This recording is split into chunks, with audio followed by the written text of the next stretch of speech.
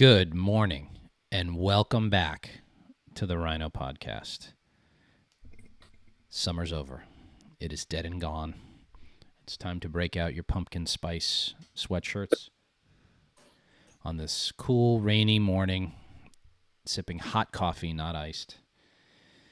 And I'm sad. Oh, you got the iced? As Jeff knows, I drink cold iced coffee even when it's 0 degrees outside because I'm one of those cold-hearted Republican bitches, right? It's the only way to be. Right. Apparently. All right, so we had a couple weeks off. Life has moved on. Maybe did they replace Biden the last episode that we did? I can't even remember if we talked about it. It was after the assassination. I think we were discussing, I don't remember, but I think we were discussing that it was moving towards it. Wait a minute. Time out. I have to take a victory lap. Okay. How long has this guy been saying that Joe Biden would not be the nominee? For like a year. For like a year. Maybe over a year. Maybe over a little bit over a year. Yeah. So. Okay, Jeff. I'm patting myself on the head. I got that look. We're not exactly writing Shakespeare here. It's not genius level to think that the man was completely senile and could not perform. Still can't. By the way, he's still the president. Like, in case anybody forgot, he's actually still technically in charge, which is the scariest shit imaginable. Yeah, I mean, considering the fact that Iran was, threatening Israel again, I mean, it's like hard to know when they're going to actually do it, right? Because they do it like every day. But yeah, no, he's still the president of the United States. Still scary. Jill Biden's Vogue cover came out probably end of July about her husband running again. It is already out of date. She's the villain in this story, FYI, guys. Jill Biden. Dr. Jill Biden. Yeah. I don't know. Like, this was them replacing Biden with Kamala was a smart move. Okay. Biden was going to lose, and he was going to lose big and bad. The phony enthusiasm, which I'm just going to mention that briefly because I know you have a lot of opinions on that. She's mostly, she comes out phony. Yeah, she's phony. Well, but it mostly comes from from her being chosen as not being Biden. It's not genuine excitement for Kamala Harris. One of the worst she had the worst approval rating of any vice president in recent, in the past 50 years, something like that. Right. So she's but so it was a smart move for them to replace Biden, but they're not in much better a position. They're in a slightly better position where they have a chance now. They did not have a chance before. Yeah, no, I mean, now the election is a true topic. I mean, if we want to get into it, after Kamala became the nominee, and the DNC already did like their voting roll call or whatever they did electronically. She's now the nominee. She had a polling bump. I think we can all be honest about it. It was legit. And she went up to, I think on Nate Silver's, what was it, like 54? Yeah, it was pretty high. Trump was like 46. Biden was like way under. That's a bump. Like we can call it what it is. And now this week she's had several polls where she's dropping. So they were hoping, by the way, we need to probably call out what the Dems games is right at this point, right? Get rid of Biden, try to bring the people back in that Biden was not getting in the polls. These are Dems, by the way. He was losing Dems. That was the biggest problem. And so Kamala got those Dems back in the fold. But she's losing, according to the polling now, she's losing independents and people on the outsides. Like, the thing is like when you look at like political polling right now and how polarized the country is, you have to pull the people in on the margins in certain states in order to win an electoral college victory. And so right now, Kamala, based on the polling in the last week, the honeymoon's over. She's starting to lose them again. Yeah. The last tidbit, I did read the CBS poll this morning. She's up nationally, but it is a toss-up based on battleground states. That is not a good poll for the Harris campaign.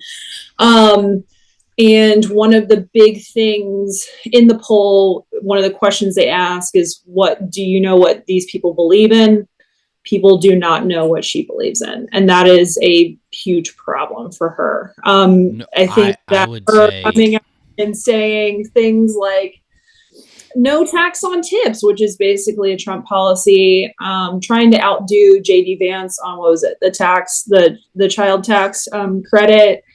Those kind of things. She's doing that in what she thinks is smart politics. It's not really smart politics. It comes off like she doesn't know what she's talking about. Well, she doesn't know what she's talking about. Well, beyond that, it does look like she doesn't think for herself and have really policy preferences that she promotes. Her coming out and saying that she's not going to promote Medicare for all, which was a policy position that she supported in the past. What else did she say? She's been flip-flopping. She reversed on banning fracking. And no one believes that. The problem is it's not believable. So this is where we're seeing that in that polling. It's reflecting pretty fast. So the title of this episode is Kamala Harris and Elizabeth Warren are economic illiterates, and they are. First, Elizabeth can go all day long about Elizabeth Warren. It is abundantly clear to me at this stage of the game, her being in office for 12 long years, having this supposed academic pedigree of economic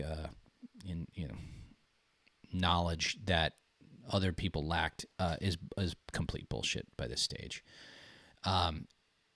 There's been maybe 5 issues that are all, it's corporate greed, that's what's causing inflation, as if there wasn't corporate greed prior to us having inflation. It's just, you can't square any of these circles. She's never challenged by anybody in the Massachusetts press. It's fucking disgusting. She does not know what she's doing. She's saying supermarkets are price gouging people. They are not. Okay. Does anybody really know like what these grocery store chains usually, like the margin of profit that they take off the top? It's about 1% to 2% that it's like 1.5, right? Yep. Like that's the average. And so and this is a Kamala thing. One of the things that she promoted with her economic policy that people are now pulling and being like, WTF, is that she thinks she's blaming inflation with price gouging. And it's like, that's not what's happening. And that's not what's happening. And so, So the policy prescription, we'll get into her housing policy in a second, but her policy prescription was to fix prices, cap prices at the grocery store. Now, it is not an exaggeration. It is not hyperbole. It is actual fact. And if you're a United States Senate candidate running against Elizabeth Warren, this should be your message for the next few weeks until the primary and beyond the primary. That is literal communism. When the government sets prices and destroys the free market, you create black markets, you create scarcity, you create food lines, you create communism. That's it. Now, does that mean the Red Guard is going to be marching through the streets of Boston? No, it doesn't, but you will have lines outside the door. You will have empty store shelves. You will have stores shutting down. Look, no supermarket chains aren't price gouging. It is moronic to even say, and it's incumbent upon the journalists, that are now just fully co-opted by party politics to challenge these politicians on these idiotic propositions. These are really, really bad ideas. And if you take a step back from what, not just Elizabeth Warren, because she's sort of in her own silo that nobody pays attention to, unfortunately, but Kamala put this idea forward. Like, so she's not bright enough to know or educated enough to know that this doesn't work in the first place, okay? It doesn't, like Nixon did it. It was a massive failure. Communism, all of what we just mentioned, it does not work. It didn't talk to a single economist. So, but what this also means is her team put this forward. Her team put this forward, so she's surrounded by stupid people because her team doesn't know this. And now in the Washington Post, both the editorial, Obama's former economists have all come out and saying, no, this is really, really a bad idea. So they're immediately smacking it down. So she didn't check with anybody. So she's not even smart enough to do that. Like, this is a dire example of why this woman should not be. I mean, she's basically already de facto president, but should not be elected to the highest office in the land. Just full stop. Yeah. I mean, I don't know how I can contribute to that in any way. I agree. It's the thing with Kamala is that I feel like a lot of these economic policy proposals that she put forward with the campaign the last week and a half is just like a regurgitation of just Democratic Party idiocy, right? Like, they know, like, even the neoliberals that lean left within their party know that this is bullshit, and they don't say anything because they're cowards. Mm-hmm. And it's like, here we go again. Setting prices. Here we go again. Grocers are price gouging. Here we go again. I mean, these people are going to set tariffs really high, even going more hardcore than Trump.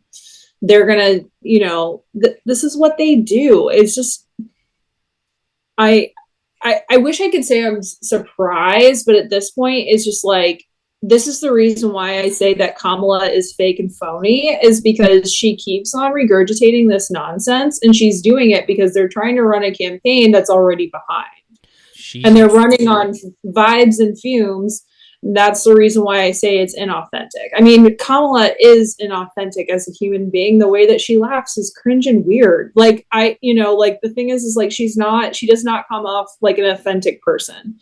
And so it doesn't surprise me that she's going straight for, the grab bag of economic policy that's just straight up idiotic from the Democrats. Like, yeah. It's like she's pulling like pieces of paper out of a bag and being like, price gouging. Let's set prices. It's like, the price of housing is too high, so let's give everybody $25,000. Mental debt. Like, it's like cancel student debt again. Like, it's that kind of stuff. Like, this is the reason why I think that like this campaign is so piecemeal. It's like nothing here is surprising me. And then you see the polling that's coming out today, and it's like in the battleground states, Trump is leading, like, or is regained on where he had lost previously when she announced. So I don't know. This is going to be very interesting because they have been shielding her for a long time. In the past couple of days, she has not done an interview in like 25. It's like 27 days now, right? Like something like that. She has not done an interview at all, and you see JD Vance, and the thing is like, I am straightforward. JD Vance, I thought the pick was underwhelming. Okay. I will say that he is trying to step up to the plate. He's done the Sunday shows. He went on, ABC with John Carl. He went on CNN. Like, he's doing what he needs to be doing, and he's doing it in a good way after, the Democrats try to say that he's weird and stuff, which is like, all they have is lies. Here's the interesting thing. They out of context This is what they don't get, and it's diminishing returns. Like I've watched, if you watch, even Seth Moulton, your congressman, fell for this. There was a clip put out by Biden Harris HQ. A moron. He might be. Harvard grad.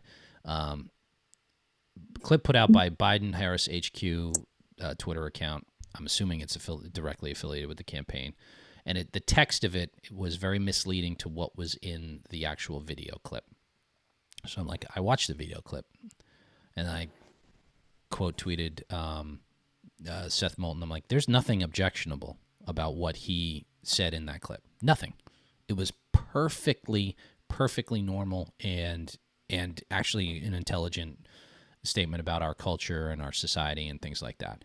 Of course, Seth's campaign manager had to reply with some bullshit, but it was funny. It was like just to like have some pushback. But like they don't get it. Like that's not going. I don't know that that'll work as effectively. Like, do people still just read the headlines and lose it? Like most people do, unfortunately. So they can just lie and misquote and take things out of context for whatever Vance says. But Vance, if you watch the actual exchanges, he does a very good job of bringing his point home. So he's getting better. I don't like I still don't like his economic policies. Trump, and I think that's very fair. But I think that Trump has been doing a good job. I will give this to Trump. You know, a lot of people were saying, you need to be out in front. You need to be out in front. You need to be out in front. I think that his thing with Elon Musk on X was successful. Yep. I think that him starting to tweet again was good. I think that him being out in front, doing the press conferences, putting that out there is good. And they're spending a shit ton on ads. You know, it's, again, I'm looking back to the CBS poll that came out today and pulling up more things on it. Choice for president, a major factor in your vote for likely voters, the economy. And Kamala Harris is at 43 while Trump is at 56. Inflation, Trump is at 61, Kamala is at 38. And the U.S.-Mexico border, Kamala Harris is at 24%. Wow. 6 for Trump. Yeah. Okay. So when Democrats are trying, one of the things I will say about the American people on immigration is that they're not buying the Democrats' bullshit on the issue. Them trying to come out and say that Republicans killed the last bill, we all know it's bullshit. The reason why the bill died is because Democrats didn't come to the table and didn't give enough. That is the reason why that bill died. Yeah. No, because they had these ridiculous caps on daily crossings. Like, oh, if it's only 5,000 a day, then we'll enforce. It's like, no, it should be 0. We're not voting for it. It was a lousy bill. We're a nation of laws. It should be 0. Yeah. You know, it's that. You know, and they're just, the American people just don't buy the Democrats' bullshit on it. And we're on this podcast, Jeff, we have criticized Donald Trump up and down. Okay. Like, it's not like we have not been critical of him on this podcast, but when it comes to Kamala Harris and Donald Trump, I'm choosing Donald Trump. I am too. Because at the end of the day, I know what I'm getting from Donald Trump. Yeah. Okay. With Kamala, like, the thing is that when she's coming out with all this grab bag economic policy, that unpredictability, like, kind of scares me because she doesn't know what she's doing and it's clear. And so that stuff, that's destabilizing for me, right? Like, I just can't do it. Like, also, there's even a difference. Yeah, there's even a difference. Like Biden, if he had all his faculties, he would not listen to Elizabeth Warren about supermarket price gouging. He would not be. He would just be like, "Shut up." What do you? He wouldn't give it any attention. Yeah, he'd ignore. Like, that's the thing. Like, you know, we can disagree. He'd probably give some verbiage to the cause. I will say that because Biden will do that, but whether or not they're really going to go after that policy, No. It'd be disastrous. I mean, it will be disastrous. Look, for me, I'm voting for Trump. Look, and like we always do this throat clearing. We have problems with him, but it is where you get to be the David Frenches of the world. You have a serious problem because you've forsaken all of what you said you claim to believe and put forward you're going to save conservatism by voting for Kamala Harris. No, David French is that's an idiotic take. Look, what I get out of Trump is he'll secure the border, judges, not insane progressive communistic economic policy. That is a net benefit and a gain. And maybe even if Trump knows this with inflation, if he wants to go after inflation, he's got to cut spending. So maybe we'll get some spending cuts in a Trump administration. I mean, maybe we won't if depending on who's Congress, but it will be better. It will be a net gain from where we are now, decidedly better than a Harris-Walz administration. Full stop. So Right. I think people will come around on that, hopefully. However, we have no ground game. I don't know where, are you going to build one? It's August, September, October, 2.5 months. Can you build one where you need to build it in Pennsylvania and Wisconsin or Pennsylvania and Michigan? Can you build it there? Maybe. We got a lot of money now. Money's not an issue. So who the hell knows? What do you? I think the honeymoon is over for Kamala Harris. I think we're rounding the bend, and now she's going to have to start to talk. We got debates coming up in 2 or 3 weeks. I think things will start to shift. I think it was pretty despicable of her not agreeing to the Fox News one, but are we surprised? She sucks. So, but let them look weak. Right. Trump agreed to the debate in June against Biden.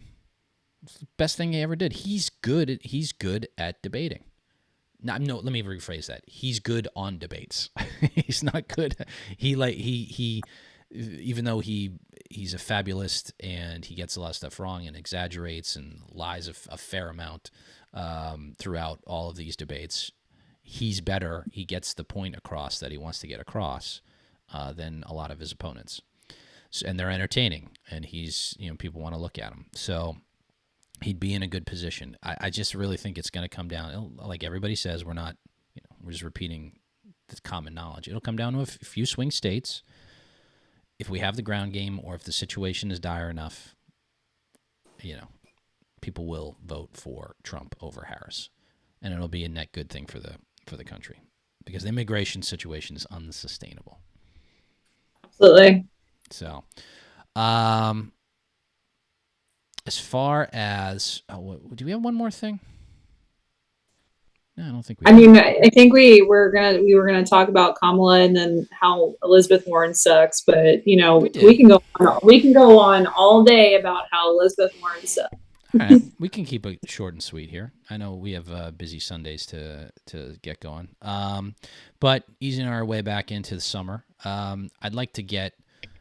I want to get the U.S. Senate Republican candidates on here, and start to discuss. I'd like to do a face-to-face and set that up with some of them, a conversation. I don't know. I'll reach out to their campaigns. If it happens, it happens. If it doesn't, oh well. We'll wait till after September and maybe talk to the nominee for U.S. Senate. All right. Thank you very much, everybody. A low-key, dreary Sunday morning here in Massachusetts. Summer's dead and gone. Yep. Even though it's August, I scheduled. It's gonna get cooler from here on in. Yeah. I read the Farmer's Almanac. It's gonna be a wet and snowy winter this year. I scheduled my pool closing. Oh. We're doing sports tryouts for fall sports. Football's around in the corner. You're going to start to see kids walking with their pads home from practice. Those late dog days of summer.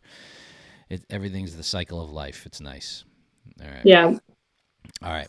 Everybody, you have a wonderful week. We'll be back at you soon. Thank you for tuning in. And, well, until next time, bye-bye. Bye, guys.